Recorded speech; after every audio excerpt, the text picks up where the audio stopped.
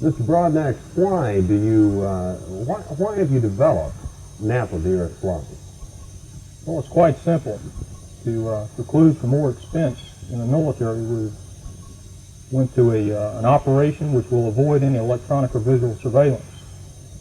Whereas the Air Force, at moving at various altitudes, it's necessary for them to have a black box that will counter jam surveillance. But we feel nap of the earth is the least expensive and certainly the best tactical operation. Has it proven to be pretty effective risk-wise? Well, from my experience in tours in Vietnam and my experience here at the school, I'd say yes. It definitely is the best thing going as far as tactical operation. How about aircraft training? What sort of person do you have to be able to adapt to flying at treetop level all the time? Can a typical aviation cadet do it? Well, I guess the percentage is very narrow. We pretty much screen them prior to them coming through the flight program.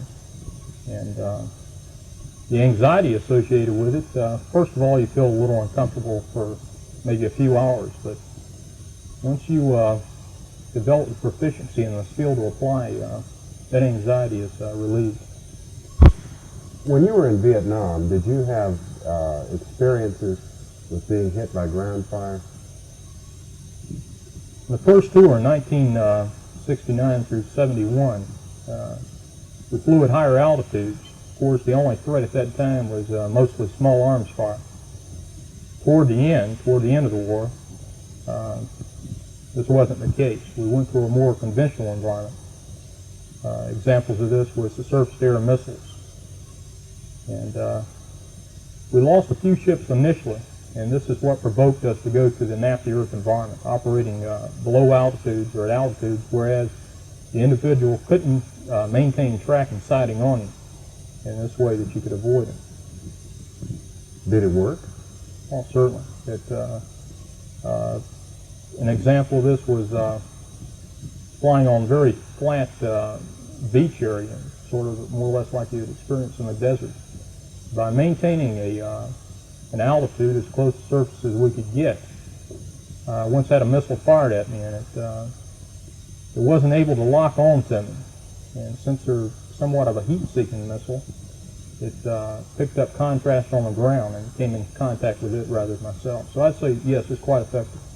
Do you figure that this is how helicopters were meant to fly? Well, you have the maneuverability, but on the other hand, you have the vulnerability of the aircraft. So it's a must at this time to fly like that. Well, how about aircraft vulnerability at Fort Rucker? What sort of experience have you had with being able to avoid accidents?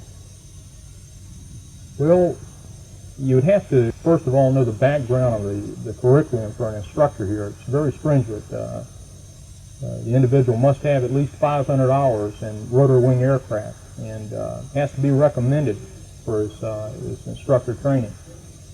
And by these recommendations and his prior experience and the training he receives through a formal course or IP course, then his proficiency is such a level that it's very slim that he'll be involved in any accident or incident. And might bring your attention that there haven't been any accidents since we've integrated this training. And this is where that nap of the earth training all takes place? That's affirmative. It starts right here at Fort Rucker, and it's being integrated in all posts.